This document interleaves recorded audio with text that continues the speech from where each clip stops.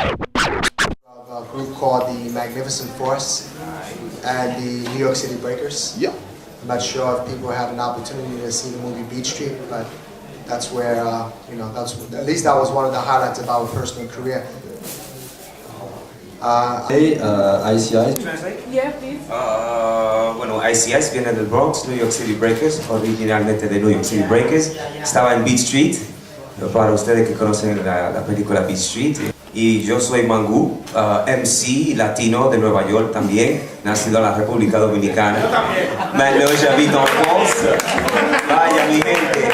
Y estamos aquí, we're here representing Pro-Am, Big Boys, you know how we do. Thank you. Je m'appelle Mr. Freeze, de la première génération Rocksteady Crew. J'étais né à New York et élevé à Paris jusqu'à l'âge de 8 ans, 7 ans, 8 ans. Je vivais place de la Bastille et en 1970, on a été à New York et c'est là que j'étais assez, comment on dit, lucky enough. Assez chanceux de connaître par accident les inventeurs de la danse que le monde entier connaît, le breaking, le b-boy, le popping, le locking. Alors, je ne sais pas quoi dire d'autre, mais si vous avez des questions, je sais toute l'histoire de ceux qui ont commencé jusqu'à maintenant. Redis-le en anglais, Manoma. What I have to say about Freeze still is like, what most of the people don't know is that he made the connection between the East Coast and the West Coast when it came to hip hop. Now, since he got to know the Electric Boogaloos very, very early, he got them in touch with people from the Bronx like Wiggles and Fable, who started really like to get more into their style. And maybe you say it in French? Did they understand? Yeah. En espagnol. Parce que j'ai connu les Electric Boogaloos, les inventeurs d'une danse qui s'appelle Boogalooing, et les Lockers. Boogalooing? Moi, Fable, Wiggles, j'étais le premier à les connaître et les emmener à New York. Et à cause d'eux, on croyait qu'on était des bons poppers et des bons lockers. Mais quand on les a vus, on a vu qu'on était complètement perdus. Alors à cause d'eux, on est devenus des étudiants, on a appris la danse et c'est grâce à eux que maintenant, presque tout le monde entier sait comment faire ces danses de la façon correcte. Et merci pour avoir dit ça. Parce qu'il y a plein de monde qui ne savent pas que je les ai emmenés ensemble. C'est très gentil. Thank you. Très gentil ce jeune homme. Dice que Freeze, gracias a Freeze, es que el côté East Coast y el côté West Coast se conocieron, pues que fue el que conectó los Boogaloos a la época.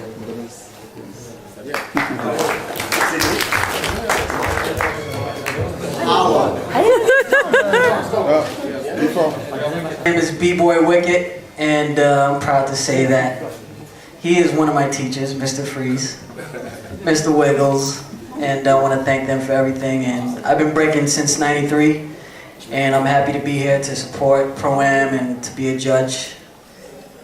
And yeah, hope you guys enjoy the weekend. Peace. Donc B-Boy Wicket. Freeze va très dur. Je m'appelle Sydney. On a eu la chance de pouvoir amener le hip-hop à la télévision. C'est la première émission au monde qu'on ait pu faire en 84 sur TF1 en plus. C'est une émission. Je suis né à la télé, j'avais 10 piges. Et on sortait tous les cartons à Clichy, enfin je sais pas, t'as peut-être dû connaître Clichy. Il y avait Stalingrad, tout ça, et on sortait les cartons. Alors ça m'a pris au cœur. Après, en entendant les émissions Nova, avec Daniel de Dynasty et Lionel G, hein, on entendait aussi Run DMC, Public Enemy, tous ces DJ, Terminator X, J Master J, repose en paix, et voilà. DJ Tal, excusez-moi, DJ Tal. Bonsoir, donc moi c'est David Collin. Je tiens à remercier Sydney parce que sans lui, je serais peut-être pas là aujourd'hui. J'ai commencé en 83 et je fais partie de la génération qui a participé aux émissions et on y allait tous les mercredis, on enregistrait l'émission et on était à fond parce que c'était nouveau, c'était une nouvelle énergie Et comme il a dit Karim, on sortait les cartons, on dansait dehors. Et ben voilà, depuis on a continué, ça a beaucoup évolué et ça fait plaisir de voir tous ces gens-là qui sont là, tous ces gens qui font partie du mouvement et qui font continuer la flamme, quoi. Voilà, merci. Robert Lee Provençal, 86 en 82, alors 80, non, je ne connais pas Sydney à 82. Aïe aïe aïe. Bon, je commence en monteur, ok. Monteur, il va. En 80. Alors, j'ai commencé en 82, bon, je n'ai pas été RLP à l'époque, ils m'ont envoyé un peu les pinceaux, ça fait 22 ans. Après, ce qui s'est passé, j'ai vu un film comme tout le monde qui s'appelait Flashdance, j'ai vu Mr. Freeze et les Roxy Crew danser, j'ai vu comme tout le monde à l'époque, c'était le film. Tout le monde disait à l'époque, ouais, c'est le film, si tu vas le voir, tu vas voir ce que c'est que le Smurf. Personne ne savait ce que c'était, moi je faisais déjà l'automate à Beaubourg à l'époque. Donc déjà j'avais déjà un peu commencé, j'étais un peu dedans mais je savais pas ce que c'était. Mais j'ai gagné de l'argent, c'était le principal. Mon petit côté fun, je prenais le dessus, c'était très bien. Après, par la suite, il y a eu l'émission Sydney, ça a révolutionné la planète, il faut être franc. Tout le monde sortait son petit carton, on dansait, c'était carrément... les gens ils venaient nous voir, pour eux c'était, on était à un très haut niveau jusqu'au moment où c'est devenu... On va pas se mentir, à un moment c'est devenu ridicule. Pourquoi? Parce que l'émission hip-hop elle s'est arrêtée. Et là, à partir de là, moi j'allais dans les soirées underground que Dynasty faisait. Tu te rappelles ou pas? J'étais même les choses qui se passaient. Yo me apelido es Dynasty. Yo soy un pichador desde 22 años ahora. Et voilà, activiste dans le hip-hop depuis 22 ans, j'en ai 44, donc c'est la moitié de ma vie. Et j'en suis fier et je continuerai comme ça jusqu'à la fin, quoi. Après c'est un choix de vie et je crois que nous tous on a fait ce choix-là, quoi. Voilà, Pisaki. Parce qu'on t'a volé ton scooter. Amongst them American candidates in the back, right? And well, actually I have no criminal record.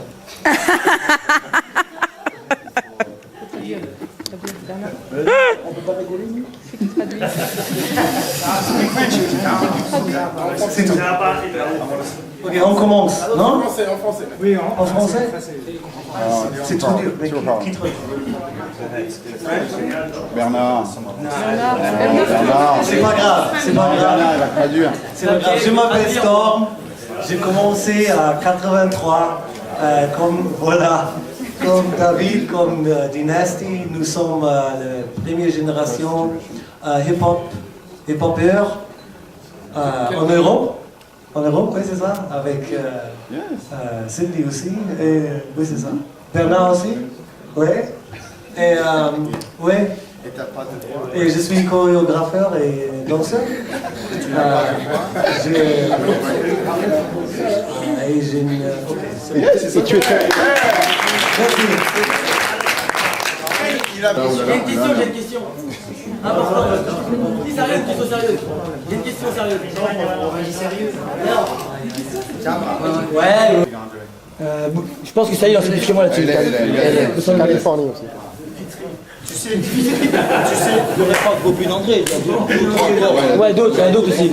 Ce qui est dur à répondre à cette question, ce qui est dur à répondre à cette question, c'est que, disons, à New York, les inventeurs du break et la nouvelle génération, entre nous, on sait tout. On sait qui c'est qui a commencé tout et on est tous d'accord. Et le problème avec la Californie, qu'on sait et que des vidéos et des films et des documentaires sur les Electric Boogaloo et les Lockers, qu'ils ont inventé le style qu'ils font, mais là des autres, comme le popping André qui dit qu'il a inventé aussi. D'après ce que moi je sais, la réalité est qu'on ne sait pas vraiment. Parce que si vraiment il a 40 et quelques, et il sait très bien faire le boogaloo ou le popping, c'est possible qu'il l'a fait avec eux pendant le même temps ou avant eux, mais qu'il n'était jamais filmé. C'est toujours une possibilité. Mais la réalité est que les gens qui sont documentés, c'est les gens qu'il faut y aller avec, parce que ça c'est l'histoire, et tout est documenté. Une personne qui vient juste de n'importe où, a toujours la possibilité qu'il était là avant eux ou avec eux. Alors c'est vraiment dur je trouve pas qu'il faut choisir. Mais s'il faut choisir, ça serait mieux avec les personnes qui ont de la vidéo et des films sur... excuse mon français. Non. À mon opinion. Merci. Est-ce qu'il y a d'autres questions? J'en ai une, moi. When you look at Bob and Andre, okay, he's going to translate. I Yes, yes, hope, right? What Bob, his name is Bob and Andre, actually. Oh, Bopping. Bob and Andre, yeah. No, Bobhead. Bopping. Bob's like, okay. Well, this is the history, right? At first, he was called Botten Andre because it was coming from robot. So it was called Botten Andre. But then the dance form called Poppin came out, you know, so they didn't understand, you know, like what was he saying? Botten. Alors c'est... On peut l'applaudir. Il a dit quoi? Bonne attention. But I know for me, for example, and Mr. Freeze can vouch for me, I always got along very well with the group. Yeah, in the heat of the moment when we engaged in battle, there was, you know, that level of competitive, you know, we were very competitive. And Rocksteady Crew was our rival crew at the time, you know, and so they said it for the record. But at the end of the day, it wasn't anything that, at least for me personally, I didn't take it personally because I understood that the battle where it started, that's also where it ended. And that's pretty much what I can say about that. Et ce qu'il a dit, c'est que Rocksteady Crew et New York City Breakers, quand ils faisaient des battles, des fois, oui, ça devenait chaud, mais à la fin de la journée, personne ne voulait se battre et personne se détestait.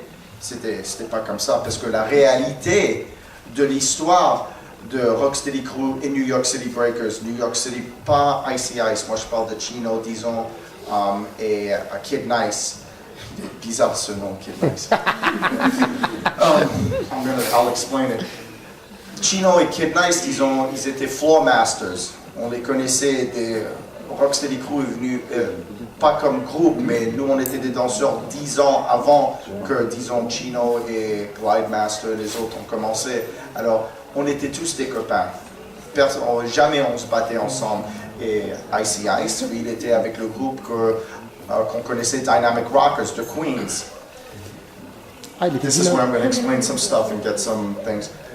La chose entre le Rocksteady Crew, New York City Breakers, Dynamic Rockers, le groupe qui dansait dans le Bronx, c'était, bon, ça s'appelait breaking, des b-boys. Ils faisaient un style de danse qui était passe-passe, des freezes, des petites, des neck moves, des trucs très vite et des mouvements courts. En Queens, Icy Ice, un jeune homme qui s'appelle Wavy Legs, Kid Freeze, eux, ils ont développé un style qui était pris de Crazy Legs. Crazy Legs a inventé la coupole. Vous savez ce que c'est, the windmill. Yes, Ok. yes. De ça, Icy Ice, il l'a fait d'une façon que personne n'a jamais fait, d'une vitesse, et il a inventé des autres pas avec. Kid Freeze, il a inventé encore plus de choses avec. Ok. Quand moi j'étais plus jeune, toujours, tout ce que je pensais, c'était le break. Je m'en foutais des filles, de l'argent, je voulais que faire le break. Et je rêvais des fois que je pouvais faire des passe-passe, me tourner en bas, sur le dos, au coude, sur la main, sur la tête plein de fois et revenir. C'était un rêve à moi. Icy Ice, Kid Freeze et Wavy Legs, ils ont fait des choses incroyables. Des années après, pas très longtemps après, j'ai fait la connaissance de Storm, okay, qui est de l'Europe.